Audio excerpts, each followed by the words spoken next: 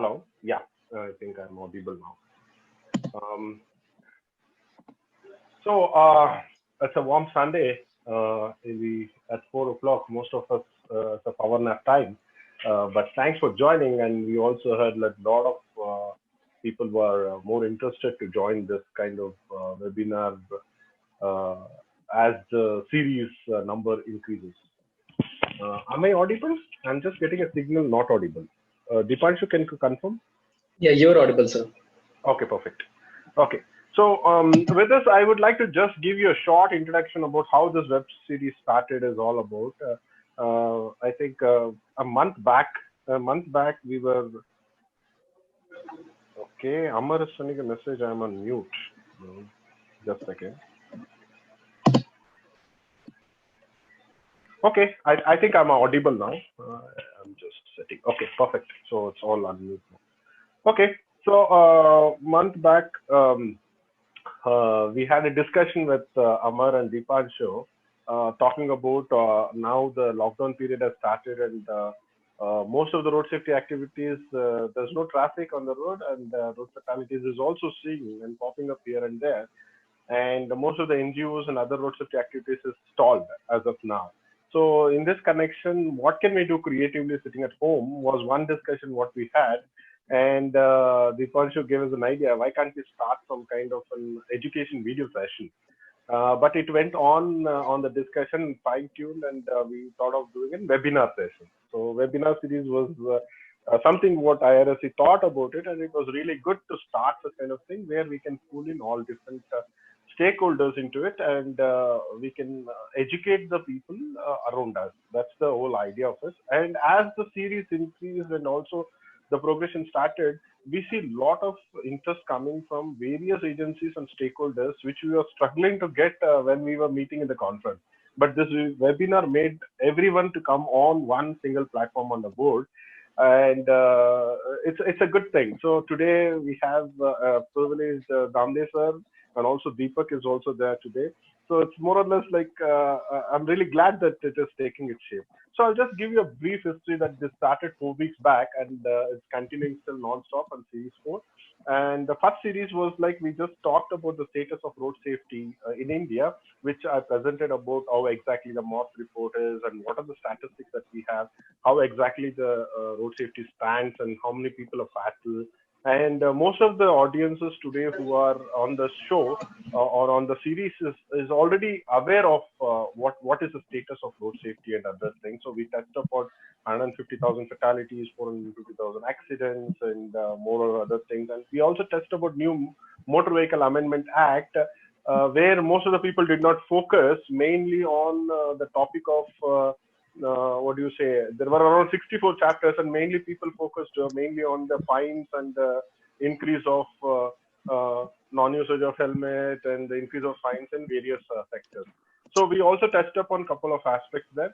And on the next side, we also had the second series. We had a special guest, Mr. Piyush Tiwari from Safe Life Foundation, and he gave us a very good insight on how exactly Good Samaritan law evolved in India and how the thought process came in and how the government and NGO shake hands together to bring this as an amendment, which was included in the Motor Vehicle Amendment Act. And coming to the third topic, which was last week, which is another interesting thing where we had Professor Geetam Tiwari from CHUP IIT Delhi and also Dr. Rajesh from the director of GCS from Niti Aayog. They gave very good insights, and I was privileged to moderate the session, asking various questions, also taking up all the people's thought process into it.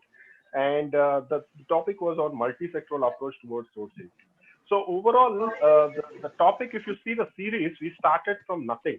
That means people are not even aware what is the road fatalities, what is road traffic accidents, what is road safety, kind of. And today we are in a place where we are talking about how a multi-sectoral organization can come onto the board and how exactly we can all bring the different stakeholders together to really save lives in India. And today it's a privilege to start what can actually change the face of road safety in India. And we have two esteemed guests with us, Mr. Deepak Das and also Mr. Abhay Damle, sir. So I would like to quickly introduce Abhay Damle sir. Sir, welcome for this session, and thank you very much for joining us and giving your time at this point of the time with extreme busy schedule. So I welcome you, sir. A short bio of Mr. Damle sir. Damle sir is well known to the community or even the road safety fraternity. So he was born on 1966. He belongs to the city of Bhopal. He obtained degree in mechanical engineering from IIT Bhopal in '87, and he is the master grad from IIT Delhi and completed in postgrad from production technology. And thereafter, he selected the engineering services to serve for India. And he has a brief stint on Indian Railways and belongs to a 1989 batch of IRS, Indian Revenue Services. And he served in Madhya Pradesh, Maharashtra, Gujarat, and various six other different states. And he worked as a director of Central Institute of Road Transport in Pune for about 2 years. And he has a very rich experience in automobile industry, homologation, testing, and other things. Presently, he is posted with Principal Commissioner of Income Tax in Mumbai.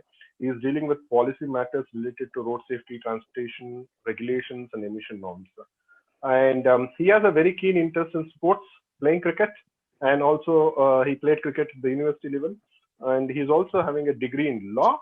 And he joined and served as a joint secretary of MOT for almost 4 years during this tenure.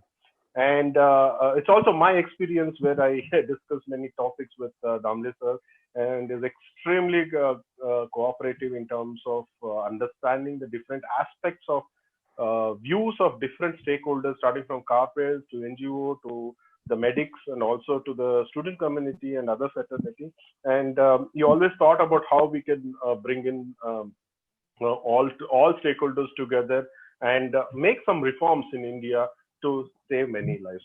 So with this, I would like to welcome you, sir. Thank you very much for joining us today. And we have the next, the moderator for the session today, Mr. Deepak Dash, who was supposed to join last week, but unfortunately due to technical glitches, he could not. But it's also a privilege, Deepak Dash talking with Damle sir on the topic.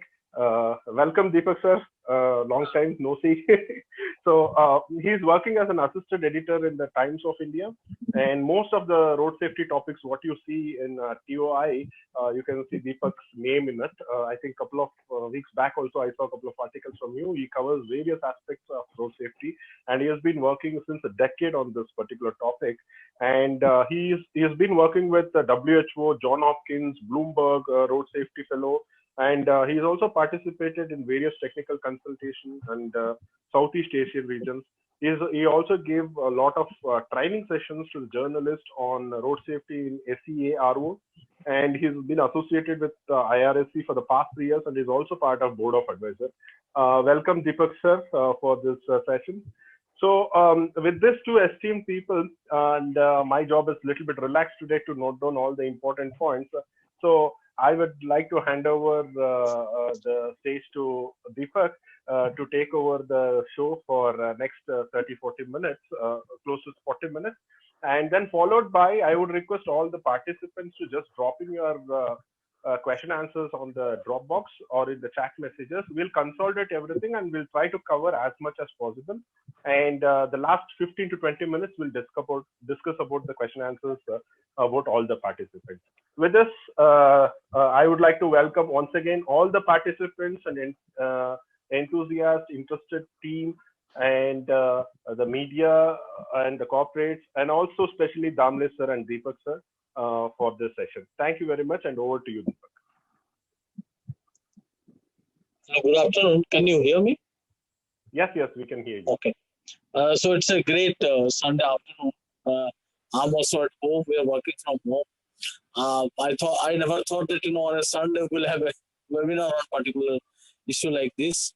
As the topic the IRC has chosen, I think it says what can actually be done to change the face of road safety in India. I think that's the topic. Yes, that's the topic. Yes, that's the topic, Deepak. Yeah. Almost as you said that everyone knows what exactly the number of deaths in our country are, and what are the main reasons. Everyone knows the speeding is the main reason. So now the question comes: how we change how can we bring change into the entire system? I think that now it's going to be much more difficult. At a time when everyone is talking about bringing down private vehicle, pushing more and more public transport. After COVID situation scenario, everything is going to change. We may see more number of private vehicles coming onto road. A few days back, I was talking to Damle sir. He was actually telling me that you will see the number of two-wheelers which will come in a big way, because people will not be, everyone will not buy a four-wheeler or a new car.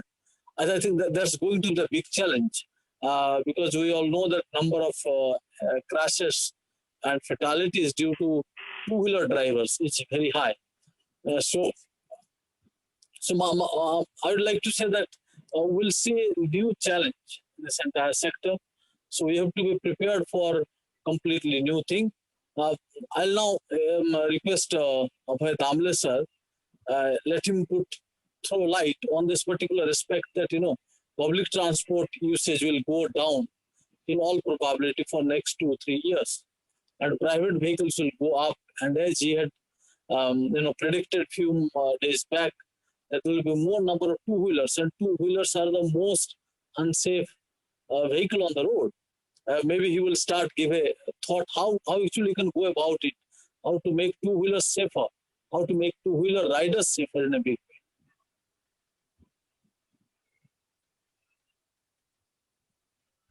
Damle sir. You just had to unmute. Perfect. Yes, sir, go ahead. Yeah, thank you. And good evening to you all. This is a new dimension to the area of road safety, that is the COVID-19 or post-COVID-19 situation. But then there are some good things and some probably not so good things. I believe that people will hesitate in taking public transport initially, but as the time passes, what will happen and what are we going to see? Let's try to analyze both ways. If we really look at the scenario right now, the offices, many of these offices have started, but then they are working from home. And probably they have, many of them, especially the IT sector, the finance sector, the knowledge sector, they have started knowing that yes, they can work from home also. So probably the offices are gearing up to work from the physical workplace. I would say maybe at 30 to 40% of the capacity. The rest of the capacity would be basically working from the home as far as these offices are concerned. So that is, in a way, the number of people on the road probably might be less as far as people going from home to workplace and back is concerned. That is one way. But then these are all probably guess. We don't know exactly how all these things turn out, and public memory sometimes is very short. And if we are able to really cope with this COVID-19 situation in a fast way, then probably it will be all be the normal, usual, maybe 6 months down the line. But as of now, we will definitely have people who would like to take more private transport than public transport because of the current scenario. But at the same time, the number of commuters going to the office and coming back, or the students going to school and colleges and coming back, would definitely reduce. So overall, probably the number of people commuting out of home would definitely be much less than what they were pre-COVID. So that's the balancing act probably which we'll have to see. Yes. That's a very nice question that Deepak here posed, and I must say that we are really fortunate that there were certain upgradation of the two-wheeler norms. We definitely did not have very safe two-wheelers earlier, but then fortunately now that we have AHO and ABS mandatory for the two-wheelers, so our two-wheelers, I would say by far, they are, from the safety point of view, they are amongst the best in the world from the regulatory point of view. And now that there is a hope that two-wheeler sale would probably surge post-COVID lockdown is over, then we would definitely have all these two-wheelers which will be bought by the people. They will be safer, and ABS brings in huge safety in terms of two-wheeler because there is a lot of skidding and consequent accident that take place from two-wheelers. But at the same time, helmet is something which definitely needs to be enforced, and that is something which is the primary life-saving equipment for the two-wheeler riders who meet an accident. So at the same time, although the vehicle would not skid, but then if at all there is a head-on collision or any kind of other collision, then helmet is something which definitely needs to be enforced, and that is where all the members of road safety fraternity would definitely will have to be pitching in now to make a huge awareness on helmet compliance. That is something which would definitely save a lot of lives. If at all we can bring in Giri Kumar sir, he can give some interesting aspect to most of the maybe viewers might not be understanding what is ABS, anti-lock braking system. Yes. So if Giri Kumar sir or you can actually explain the importance of it and how it actually reduces, what exactly it does, it will be of great use to them.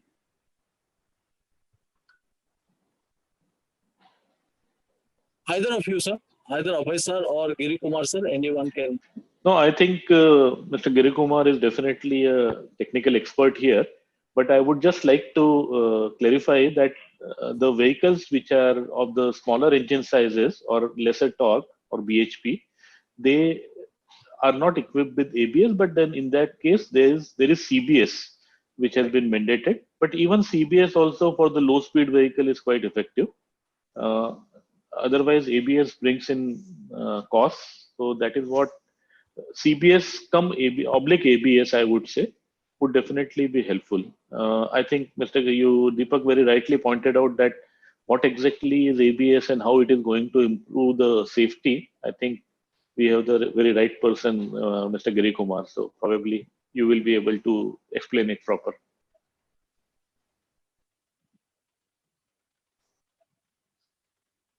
Yeah, Mr. Giri Kumar. Okay. Okay, perfect. So thank you very much. Thank you very much. As Damlesh sir correctly said, it was a journey of almost 6 to 7 years when we brought ABS, because there was a lot of debate whether this is useful, not useful, and we did a detailed technical study using RASI data, and we clearly identified that nearly 33% of accidents can be effectively saved when you have an anti-lock braking systems for 125cc and above. So that was a mandate what was done from the Ministry of Road Transport.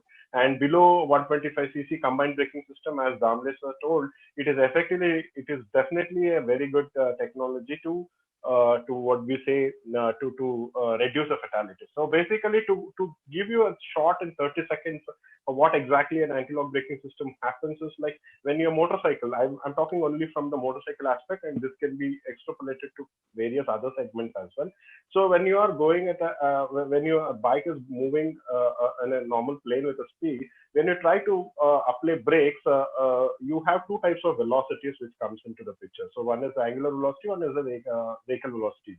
So you try to lock the whole complete wheel by making angular velocity 0. Thereby you lose the stability and you have a quick fall in the vehicle. So in order to bring back the stability, we try to lock and anti-lock the wheel so that you will have the stability in the whole of the system. So this technology is not new, and this is for something like 50 years old technology. But the problem is whether it is effective for India.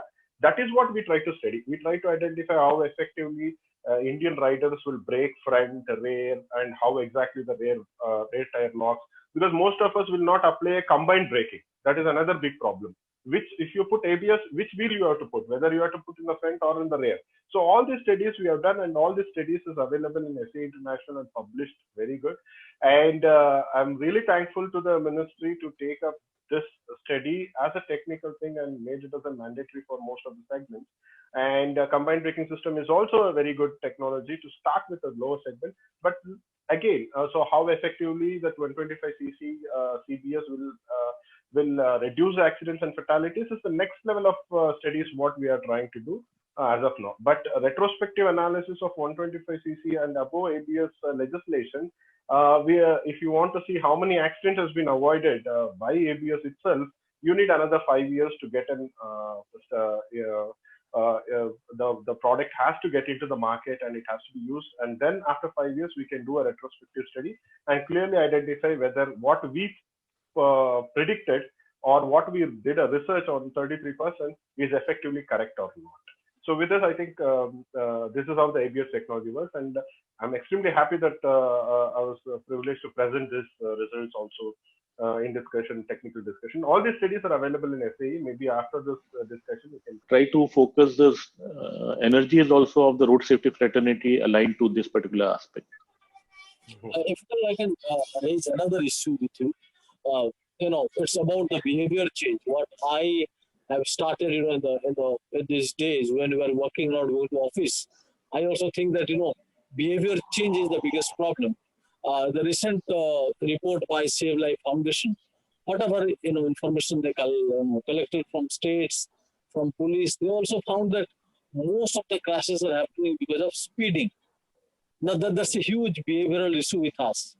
So when we have fixed the behavior of the vehicle to make it safer, we have not fixed the behavior of human beings. And the other behavior, which I say it's a larger, ecology of or rather ecosystem of behavior part, that is behavior of the road, the way roads are designed.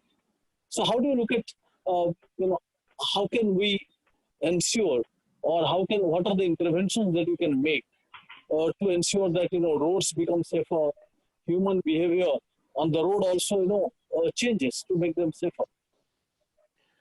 Precisely. This is definitely, human behavior is definitely one of the major causes for accidents also at the same time, apart from the other aspects. But that is something where I would say the importance of automobile safety, number one point, which needs to be highlighted by all, including all those who are working in the area of road safety and Indian Road Safety Campaign. Since you have so many people with technical background also, you are really well equipped to be really looking into these aspects. What are the, I would say, low-hanging fruits here? And that is where automobile safety needs to be promoted. Similarly, if students start having a look at the roads, and probably road safety definitely has to start from the road. And we have certain issues with the roads which need to be focused and fixed. I believe National Highways has really done a wonderful job, but then India is such a big country with scarce resources that a lot needs to be done and remains to be done. So that is somewhere where, again, we have to target at the A category item, where we can fix those things quickly and probably the roads become safer. But human behavior would probably undergo change with a huge, massive advocacy campaign, and in which direct and indirect campaign both has to be there on ground as well as off ground, and coupled with enforcement. Enforcement definitely plays a huge role, and I think that as Mr. Girikumar said very rightly, that there are a large number of amendments that were enacted by the Motor Vehicle Amendment Bill, and except for the penalties, not much got flashed in the media. Of course, Deepak, you have been writing about it, but it was everyone was talking about the penalties, but then other issues. There are so many good issues there, which probably need to be reiterated and highlighted. And electronic enforcement is something which is going to be the future. As the cost of electronic goes down, the implementation of electronic enforcement also becomes cheaper. I believe that on the highways also now there is a rapid spread of electronic enforcement system as well as in the cities. So that is something which would improve the enforcement, and there would always be a technological eye which will be watching the vehicle, and those kind of watchdogs always help. Apart from other advocacy campaign, that one more good aspect since you started with COVID-19 is people are really hooked on to social media and also the digital media, I would say. And this is the right time when probably if these kind of campaigns can be pushed along with following safety on COVID, it would really attract very, very large number of eyeballs. And if that is possible, uh, really this is the right time that when we take care of safety of our near and dear ones, and we are doing so much for the safety. This is again one of the aspects when we go out of the home, again we should be safe. And probably this digital media thing, at this time, since all of us are hooked to the digital media, if we are able to really encash upon that, that would be a good means beneficial aspect. I actually agree with you what you are saying. Few months back, we had a discussion in our office. We got some experts from foreign countries.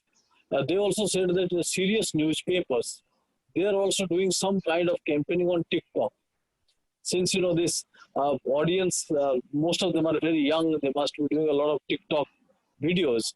I think it will be interesting to see if people can spread these road safety messages in a very interesting manner, rather than a government department putting a tweet that truck chal raha hai, bahar muh mat nikaliye, thookiye mat, light jalaiye. Those becomes for us it is information, but for young people they would not be interested. So maybe if IRSC can, or people like Amar, all of them can come together, encourage people to even do all these road safety campaigns in a very interesting manner. I'm not making any point, but like the earlier ones that they made about Yamraj Aya, or he said that why this person is lying, I'll not take him. I think we need to also change those things to the new way of doing things. Definitely. I believe so many of automobile experts also in this webinar. I saw Mr. Girikumar also taking some notes, and I can see a few more names here. So I'm quite sure that within a few days we would see some digital footprints talking about road safety also immediately. Yeah. That's actually the biggest point. So Girikumar, if you want to say anything. No, nothing. Well, as Sir said, it is really good. So we wanted to say that how pandemic is going to take over the epidemic, and road safety, we should not allow it to become another pandemic. So that's what we have been campaigning all through these years. As he rightly said, this forum today, we have people from various sectors, from transport to ministry to health to student community to the press and the media. So I think this becomes a very important forum, and everyone will have their food for thoughts to note it down and jot it down and bring everything onto the table for their life. But I think the biggest challenge is, because now almost all of us, in our own walk of life, we are more concerned about ourselves. I think it's also a time to think that, we all need to give back something to the society for which exactly we feel. Yeah. That's exactly. Yeah. But sir, if Abhay sir, I can again come back to you. Yeah. That public transport, if not today, tomorrow, after 2 years, it's again going to go up like anything. And there have been a lot of discussions. Recently, there was a meeting with Mr. Gadkari, with the Bus Operators Association. They said that now because social distancing has to be made, I'm raising this issue particularly because we all know that public transport at the end of the day will actually bring down number of road crashes, particularly in the urban areas. So there they said that because of the social distancing, you may have to have more number of buses. That investment is huge. So how are you looking at the change in this entire scenario? Public transport was always envisaged as a mass transport solution. See, the benefit of public transport is very simple, that the throughput of the road increases. And if we reduce the number of passengers in the public transport, then naturally the throughput would reduce and there would be more congestion on the road. So it's a give and take where one has to do the cost benefit analysis also. In the short run, yes, what is being contemplated that some kind of social distancing should be maintained in public transport, but you might be aware that recently the airlines started, and then they did not really consider the concept of social distancing inside the aeroplane. All the three seats, middle seat was also occupied, because if it is not financially viable, then definitely nobody would like to run the public transport, and nobody would probably. So in the short run, yes, definitely I agree that public transport should maintain some social distancing, but then in the long run, we we probably will be getting over with this COVID-19. And in the long run, public transport is all about increasing the throughput of the road. If I can have 3,000 passengers crossing a 3-lane road in 1 hour, probably public transport will help me have about 25,000 passengers crossing the road in that particular means 1 hour. So that is what public transport is all about, and that is how it brings efficiency, it brings lesser congestion, and brings increased throughput. Very interesting discussion and also questions which you looped in through Damle sir. It's really important to get your perspective, media perspective, and also Damle sir perspective. Sir, today, the next 15 minutes, I will just give you the questions which has been pouring in through the messages. So I am pretty sure I cannot cover everything, but what I will do is I'll just quickly consolidate a couple of questions. And also, Deepak, you have a couple of questions. Get ready for this. Yeah. So first question to you, sir, is from the student fraternity. And they said since 2-3 decades, the fatalities was directly increasing from 110,000 to 120,000 to 150,000 in the last decade. And now we are at 151,000. And there were so many talks which was happening in the ministry. 4 years back, you came in. And after 4 years, you are out. What made you to help to bring in different legislations, changes, Motor Vehicle Act, and all those things in this short span of 4 years? And we as a student fraternity saw a lot of changes that you brought in. And what is the motivation, and in what thought you made all these things was the question. Well, I don't want to give a politically correct answer here, but thank you for the appreciation. But then this is a natural process. Automobile industry also has to be matured enough to accept the changes. Otherwise, we see problems in implementation. The technology should be available for implementation in India. And we found that many of them were available, but then one particular legislation, I don't know how many of you are aware of, or regulation, which was purely India specific, which we tried to implement. And Deepak said that speed is a major problem.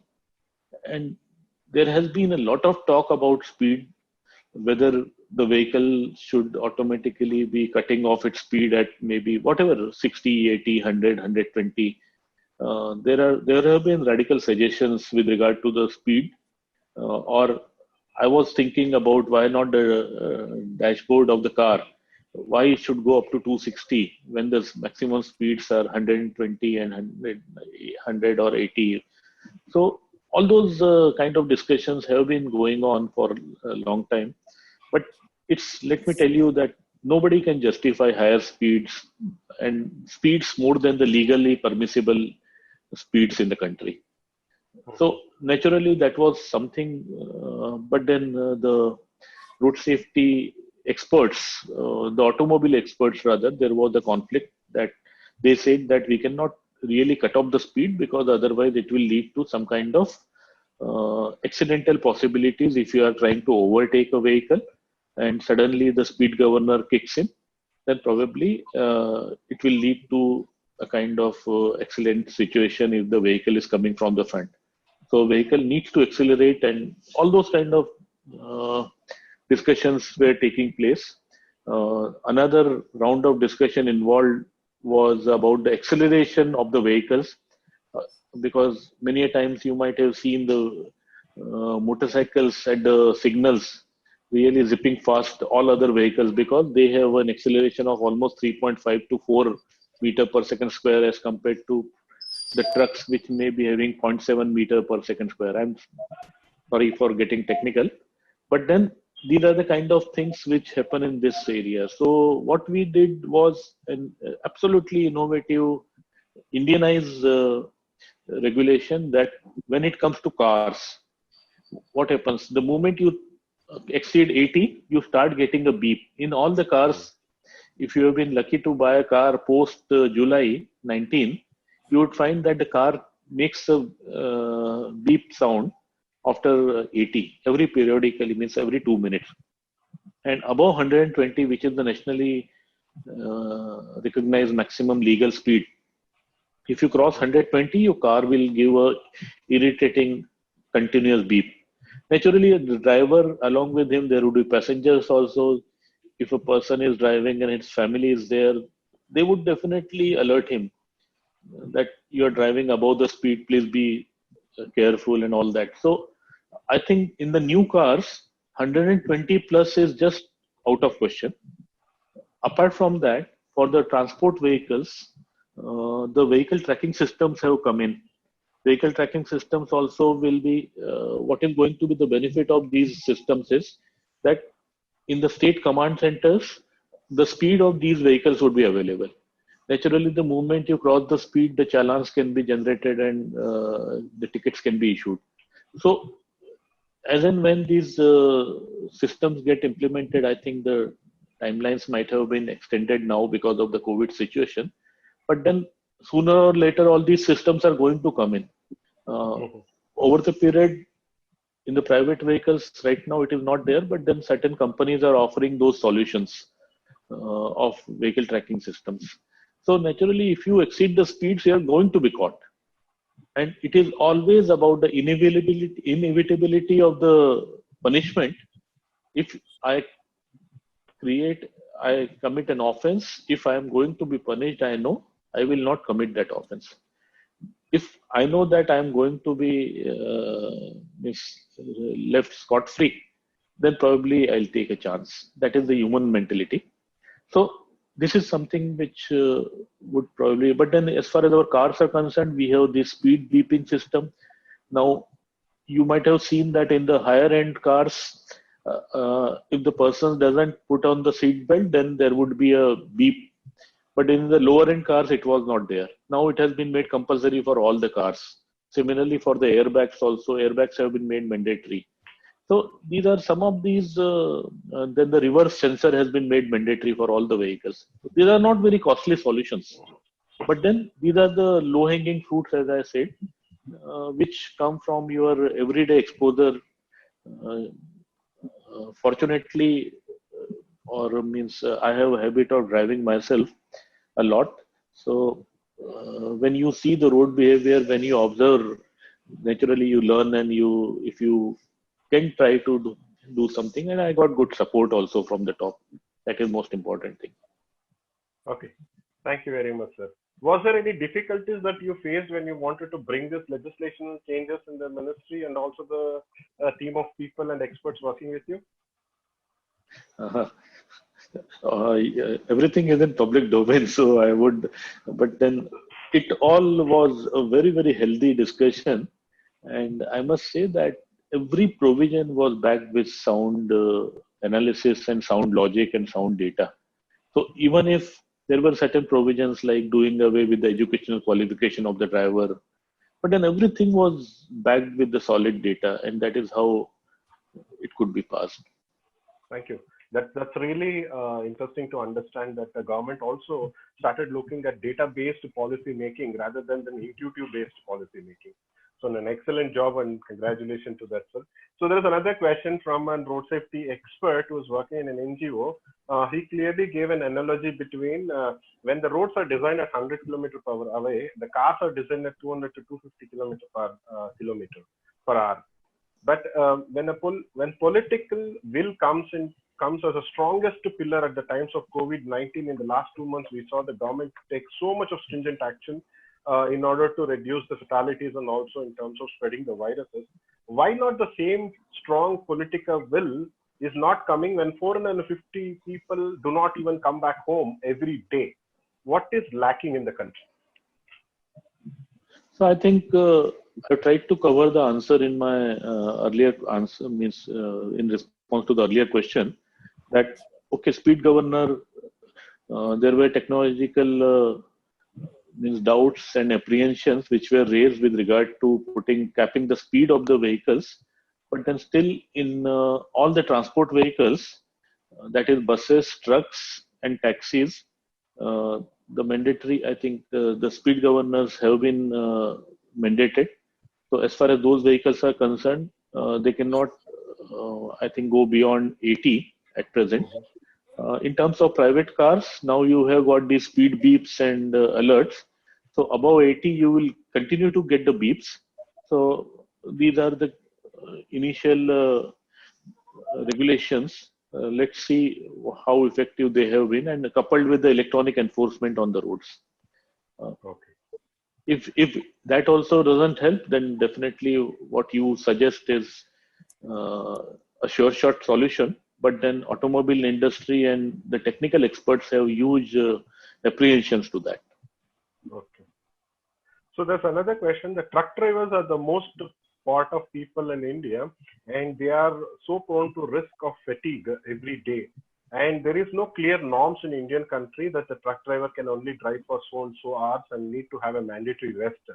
So how are we going to deal this issue? Though certain aspects are written in MVA, which is not clearly followed, is there any policies which has been taken in this direction? This is from the truck community group, from the largest fleet truck operators from India. Well, since I'm not dealing with this issue right now, I can only say that again the technology will definitely play a big role. Now the vehicle tracking systems means installed on the trucks, you will get to know how much a truck is being driven and how long it is being driven. So all these things will definitely be of certain help. But as a transporter, most of the transporters, for them, the safety of their trucks, their drivers, and the stuff that they are carrying is of topmost priority. And I don't know, means still, if somebody is going to risk, I would call it a foolish decision. Okay, sir. The next question is also in the similar lines, but it is slightly on an advanced technology. This is from the corporate, from R&D industry. They are asking me, what is your take on autonomous vehicles for India at this point of time?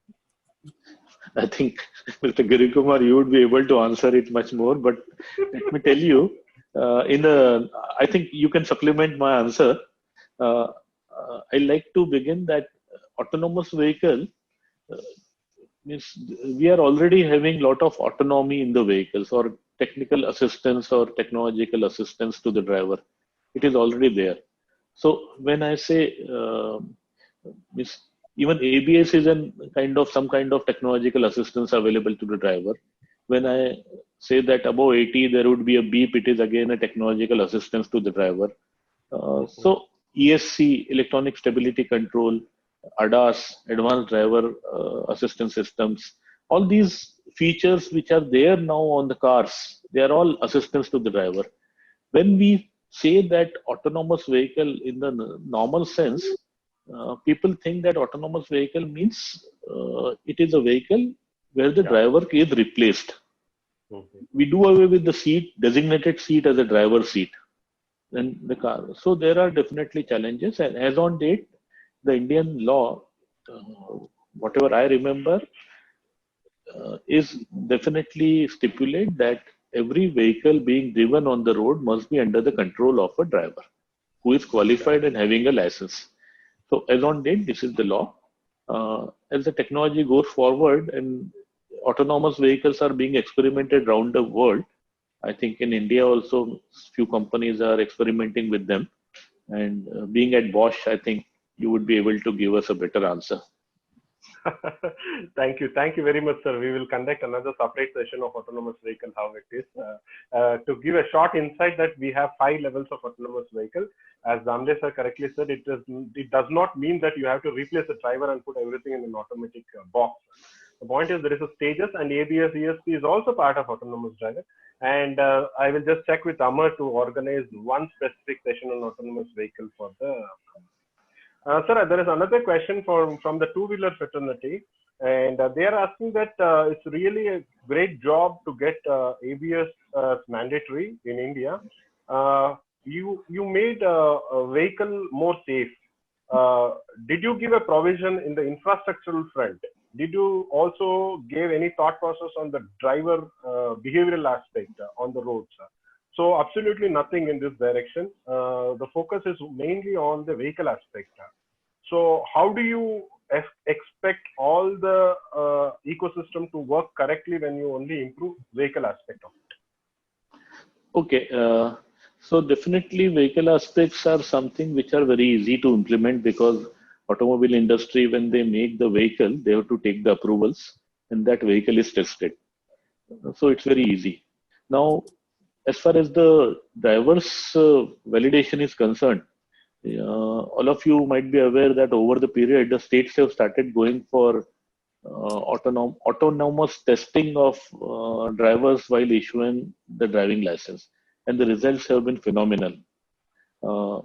I've seen the Pune thing, then Delhi and Gujarat, and there are so many other states now which have started going for these camera-based or sensor-based driving testing. The result is that the drivers who are coming to get the license, they earlier used to just come and get the license, but now they are getting trained. They are really undergoing a lot of training and then they take the test. So we are the new drivers who are getting the license, by and large, they know and then they pass the test objectively. Apart from that, the entire Motor Vehicle Act, when we talk about the penalties and other things, it was all about the driver behavior. Many of the people, and I think Deepak probably would be able to throw some light on this particular aspect, because the media had reported very extensively soon after the Motor Vehicle Act was implemented in some states, how the improvement started and how the fatalities have reduced a little bit. Of course, we do not have full data as yet, but then whatever data we have, it indicates that the fatalities have gone down a little bit, but then the visible behavioral change soon after the implementation of the Motor Vehicle Act was definitely there in the states where it was implemented. I think Deepak may like to come in here. Deepak, do you want to comment on it? Yeah, definitely what boys are saying is right. Soon after the Motor Vehicle Act got implemented, particularly in states where it was implemented with full effect, but things changed. We also reported it that how number of deaths have come down in 3 months, last 3 months of the 2019. But the most interesting part would happen when the MORTH, the Ministry's roads accident data report comes out. Hopefully by June, July, or August, maybe maximum by that. Then we can get an exact comparison. And that will help us to understand, like how deaths are going up, and suddenly there is either stabilization or there is a decline. I think that should be enough to encourage us that a good law, a stronger law, coupled with enforcement, as Sir rightly said, that will make roads safer. There is no doubt about it. I think it's not it's something that has been established across the world. That first you need a strong law, then you need a good enforcement. Third, you need a good education system, or awareness. We should not start with the bottom-up approach. The awareness, then enforcement, then legislation. That doesn't work. Okay. So thank you, Deepak. Thank you. So last couple of questions due to the lack of time. And there's one question that in this pandemic, in the last 2 months, we have seen a tremendous coordination with the government agencies. And there was a perfect coordination and execution between the central and the state agencies in order to avoid this pandemic and infection spreading of this COVID-19. But the same is not seen in the road safety. Is there a lack of coordination among the government agency or absence of accountability for accidents is the prime cause of increasing the number of accidents to 151,000? What's the question? Well, I think you talked about the last webinar you had about multi-sectoral approach to road safety. And even in the state also, there are different agencies which handle road safety. That is, police does the enforcement on the road, whereas the licenses and fitness of the vehicles is done by the RTO, that is the transport department, which is a different department than the police. And again, health comes into picture when we talk of the emergency trauma care. The roads are done by the PWD or the municipal corporation or the state road development corporation. So it is, road safety is a multi-sectoral issue. But what I want to highlight is even within the state also, there are 4 or 5 agencies which are taking care of this. And the need for coordination definitely exists, whether it is between center and state and within the state. But yes, I would say that we tried to do a lot of engagement with the states. In fact, this entire bill was passed only after 4 meetings of the group of transport ministers of the states, in which more than, I think, 18 states transport ministers participated. So the coordination is there, but then there is definitely a need for sustained coordination within the state departments also at the same time, and a continued coordination between the center and state. No doubt about it. Okay. So thank you, sir. And the last food for thoughts, because it's almost 5 now. So Deepak, this is the question for you. Today we saw Times of India crossed 17 million readers, and it has increased total number of readers by I think 20% in this COVID situation and also lockdown. And we see only total number of infections, so many people died and other things. Why not road safety can become a headline? When the day will come when we see road safety on a headline? And the interesting part is, will the session and the food for thoughts, what was discussed today, will it be covered on page 1? Is it possible for media to take this as #1 challenge to take it to the whole of India? Is asked by the Association of Student Community again. Okay. I'll just tell you one small example, then I'll not speak much. For the first time, any newspaper which carried a page 1 lead story on road accident, road crashes, it was Times of India in 2010. After this global conference on road safety happened in Russia, then our Minister Kamal Nath was supposed to go, he did not go. But unfortunately, as people are saying it right, I'll not get into the circulation part because that's a completely different thing, which I don't understand much. But to be very frank, road safety is being written, but unfortunately, as you had asked a question few minutes back, that why political leadership is not taking it that strongly as they have been taking COVID-19 or anything else. See, believe it or not, if a government doesn't handle COVID-19 properly, they will lose election. We see how Mr. Trump is, struggling.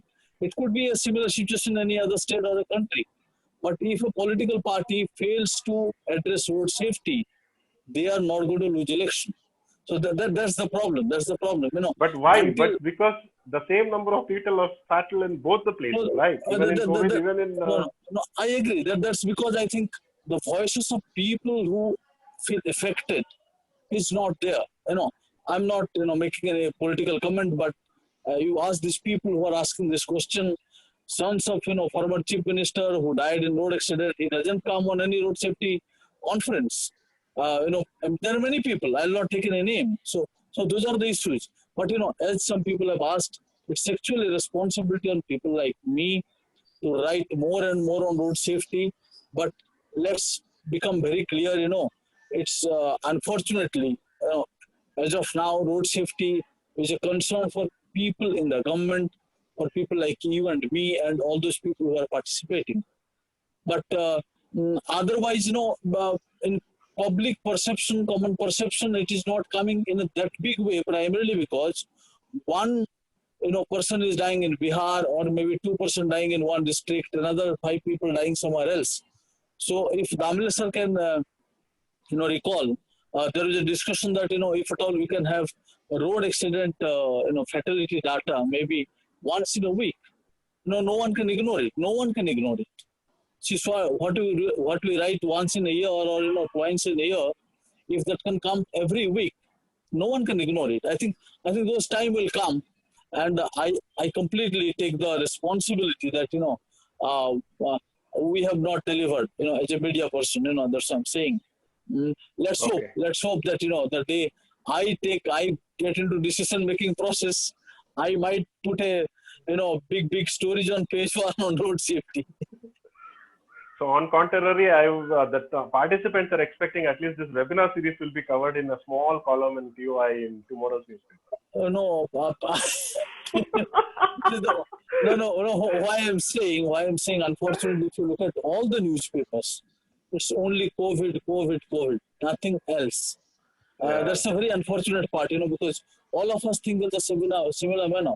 The Save Life Foundation report it appeared in newspaper primarily because it was, COVID. Just one last minute, I'll say two lines, to you all. Every profession has a, formula, a theory, a mechanism to work. In our profession, we believe that proximity is news. If I write something that you can correlate, then it has impact. Otherwise, if I tell you what is happening in Pakistan, it doesn't make any difference to you. So now, because everyone is talking about COVID, if I suddenly say road safety is also important, they will say, okay, we'll read it later. I think that's the practical answer. So it was a proposal from the participants. But to Mr. Girikumar, Yes, just sir. one small addendum from my side here. Yes, that sir. if you Yes, look at the newspapers in the month of September 19, Mhm. I think it was full of road safety. All the newspapers and media, they were talking about road safety and various other issues when the motor vehicle bill came. But Right. just a small idea, Deepak, that uh, COVID situation is definitely a terrible situation. But then we keep reading still off and on the speeding vehicles crushing the pedestrians. Roads. Yes. In Thane, something happened today. Also, a truck overturned and some 5 people died in, I think, Madhya Pradesh, Narsinghpur. So just kindly have a look at that if possible, because road safety, although the number of accidents have definitely gone down, but then the severity of these accidents because the roads are empty and people are speeding like anything. So just wanted to highlight on that. But thank you. Thanks a lot. Okay, sir. So finally, we are in the last and flag end. Sorry, I cannot take all the questions, but we will keep all the questions alive on the LinkedIn and also the Twitter platform where we can have our experts to answer this. So finally, concluding remarks, Damle sir. So final food for thoughts from your side about the webinar series, number one, and about what next for Vision 2030 that we have promised that 50 by 30. So these two thoughts you can just have and we can have a concluding remark. Okay, so let me just start by complimenting you that you are the best thing to happen to Indian road safety campaign, because I have seen your caliber, I have seen your knowledge, and definitely the kind of technical inputs that you can provide would be of great help to IRSC. There's such a bunch of committed lot is there, and they can work tirelessly, let me tell you. So please keep guiding them, and of course I am always there for this group, because I also have developed a lot of passion for the area of road safety, and I've seen these boys and girls working. So definitely webinar series is wonderful, but what I would suggest next time is that if possible, let the participants also ask the questions. Mm-hmm. And instead of being a monologue from our side or the speaker's side, so that the sense of participation is always there. Definitely, we'll take that. I know it becomes very, very difficult to really manage who is going to ask the question and others, but then it should not happen that I log into, because all of us are used to the meetings now, Zoom meetings and others, and we know how many times these meetings are taking place. So there will be a sense of better participation, and it's always better to ask the questions than write the question. It's a different. For future, since most of the participants here are youngsters, and some of them some of the people, apart from those youngsters, are very, very experienced people in. So I think you can think of a multi means sectoral approach to the webinar, where I can see people like Mr. Ivy Rao and others. They are very, very experienced people who are attending this. So their experience also counts a lot. There are a large number of people who have got great experience. There are people from NHAI who are attending this. So means maybe slightly 2-hour session with more participation from the participants. That would be better. Sure. And we'll take that into account. Thank you. And maybe someone, if they can start producing 1 or 2 good social media bites, they can also be played during the webinar itself. This also motivates them also. Right. Right. Thank you. Thank you very much, sir. And Deepak, sir, last food for thought from your side. So I think it's a wonderful thing that you all have started. I strongly feel that we should take it ahead, and Tamil sir rightly said, let there be more participation of others. Let us also see their face, the people who are asking questions, rather than simply saying an association of truck owners. We don't know who that association of truck owners is being represented. So that will be one interesting point. But the second point to what I'd like to suggest that, since we have little bit more free time at home, though unfortunately in our profession it's very bad, because you are working till 12 night, everything is coming online. But still, whatever time we have, because we feel for this subject, I think it's high time we put some mind that how we can contribute to this entire sector in a very different manner. And for webinar, I think it's very interesting to see more and more people coming, more people joining, and more than 100 is like I never expected, to be very frank. So actually, these people, the young people, they should be congratulated. And I think we should take it ahead. Bring more people, different people. Maybe sometime, if at all, we can get a motivational, speaker who can tell us how to, contribute in our own way. That will be also of great help, rather than every week you have a discussion with 1 or 2 experts and some question and answer. Maybe in one webinar you can break that monotony by bringing someone else. I think that will be a different way of doing things. Sure. Thank you, Deepak. Thank you very much, and thank you, Abhay sir, for your time. And also, it's another 10 minutes extended, so I would not like to take much time of yours in this Sunday evening. So thanks for both of you and all the participants who joined. And with this, I would like to close from my side and hand over it to Amar and Deepanshu for the final vote of thanks. Over to Amar and Deepanshu. Thank you. Yes. So thank you so much, Deepak sir and Giri sir. Now we will be the best host and moderator that we could get for this session.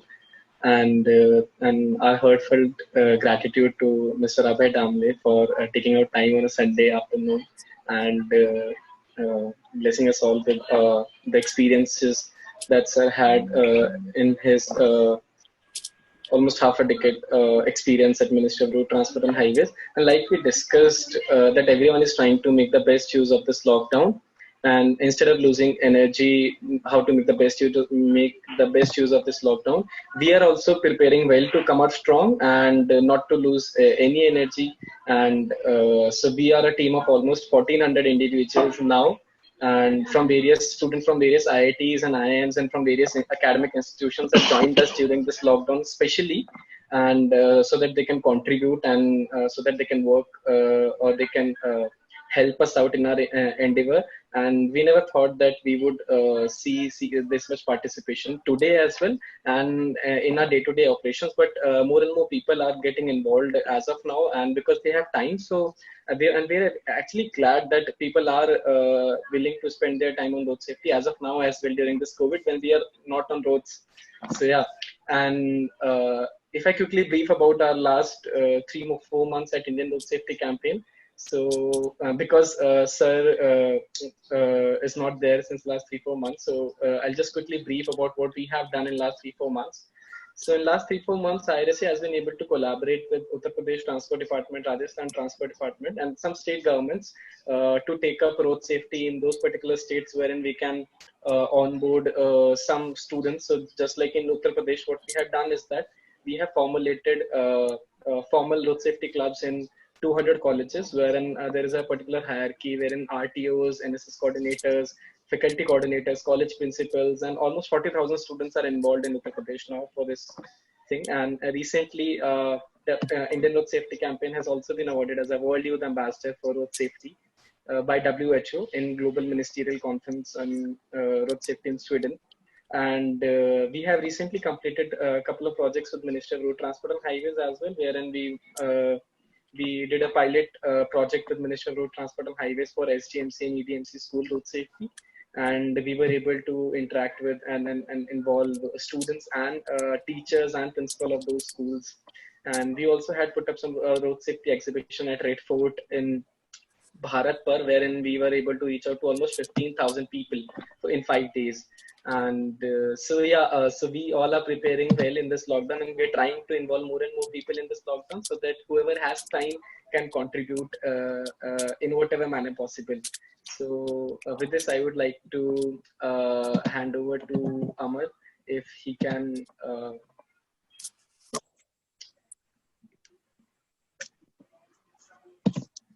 So I would like to hand over to Amar now. I think first of all, thank you. First of all, thank you to Deepak sir, Girish for sort of hosting and moderating, and especially Damle sir. You have always been a sort of guiding light for us. And we saw that the people who were coming to the sort of webinars especially requested that if we have Mr. Damle for the sessions as to what his experience has been and what we can do. So for taking out time and sort of briefing first what we can do.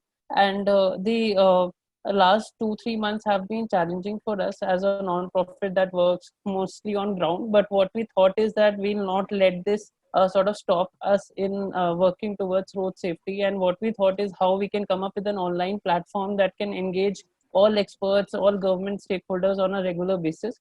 And I think we are looking forward to support from all the participants and all of you further also to sort of keep this platform up. And I think that's all from my side. And thank you all once again. Thank you so much everyone for joining. Thank you so much for your time. Thank you. Bye-bye. We look forward to see you all in our next webinar on Sunday, 17th. Thank you. Bye-bye. Thanks a lot. Bye.